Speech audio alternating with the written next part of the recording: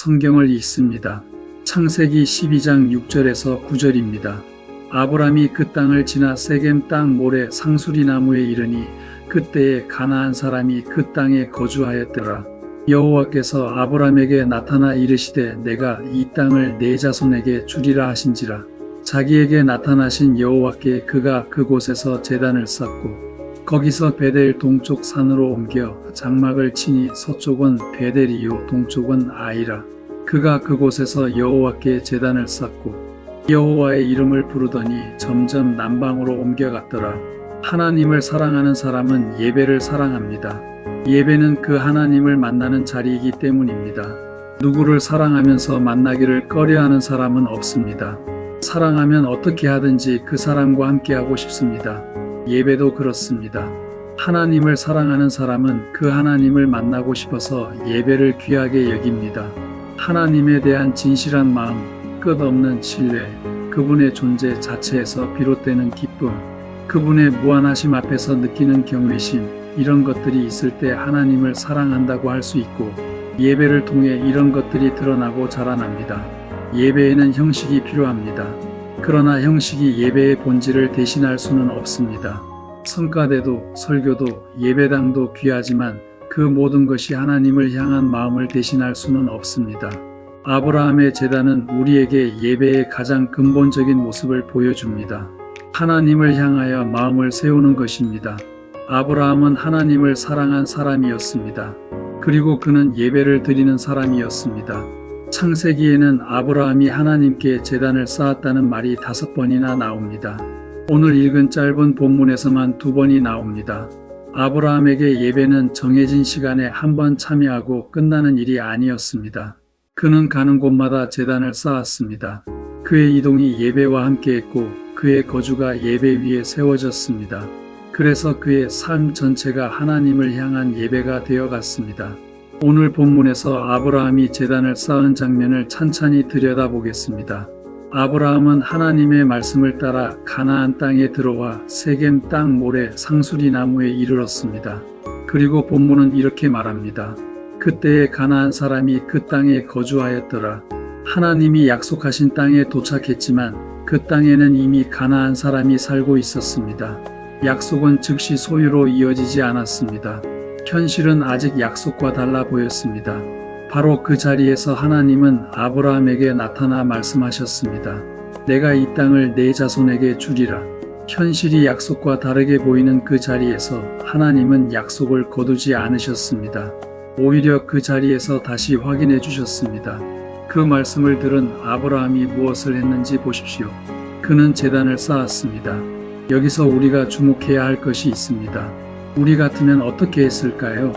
하나님이 내가 이 땅을 내 자손에게 주리라고 하셨을 때 우리 같으면 먼저 땅의 말뚝을 받고 여기는 내 땅이다라고 주장하기부터 했을 것입니다. 지계석을 세웠을 것입니다. 그러나 아브라함은 그렇게 하지 않았습니다. 그는 제단을 쌓았습니다. 제단은 지계석이 아닙니다. 지계석은 이 땅은 내 것이다라는 소유의 선언입니다. 그러나 제단은 다른 고백입니다. 이곳에서도 하나님을 섬기겠다. 이곳에서도 하나님이 나의 주인이시다. 나는 이 땅을 하나님과의 관계 안에서 받겠다. 아브라함이 쌓은 것은 소유권의 표시가 아니라 예배의 고백이었습니다. 그는 그 땅의 원주민들과 먼저 손을 잡아 안전을 확보하려 하지 않았습니다.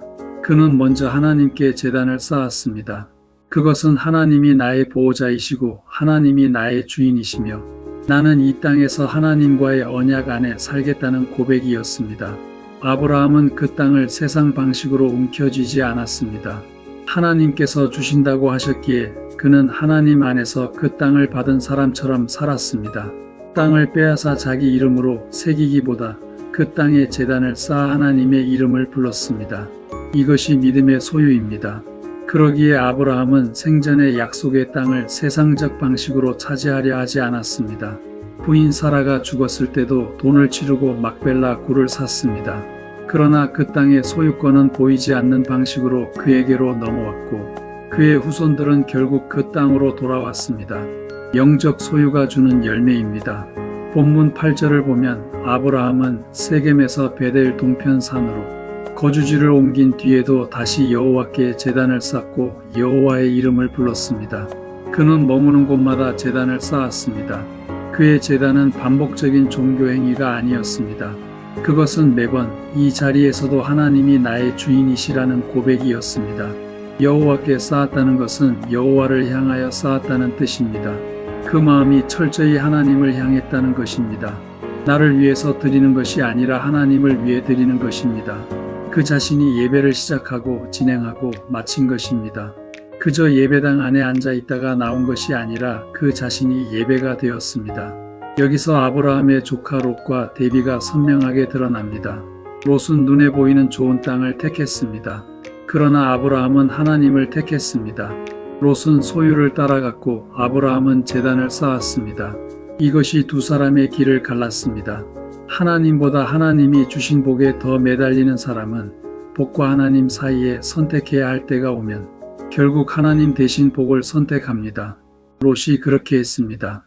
그러나 아브라함은 하나님을 선택했습니다. 그리고 훗날 모리아산에서 이 신앙은 절정에 이릅니다.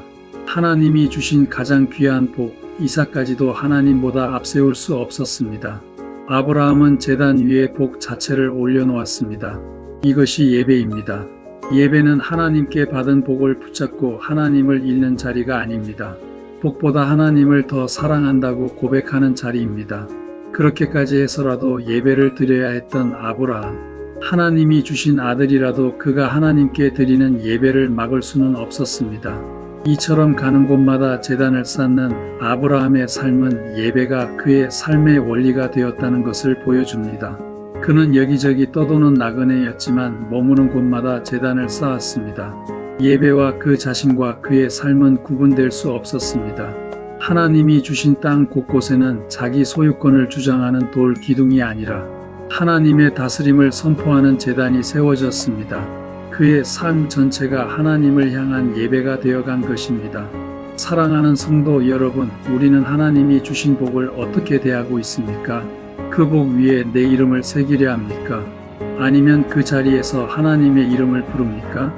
아브라함은 약속의 땅에 들어가 자기 소유를 주장하는 말뚝을 박지 않았습니다. 그는 제단을 쌓았습니다. 복을 붙드는 사람이 아니라 하나님을 예배하는 사람이었습니다. 우리도 하나님이 주신 자리마다 제단을 쌓는 사람, 복보다 하나님을 더 사랑하는 예배의 사람이 되기를 바랍니다. 그렇게 하는 저와 여러분 모두가 되기를 주님의 이름으로 축원합니다.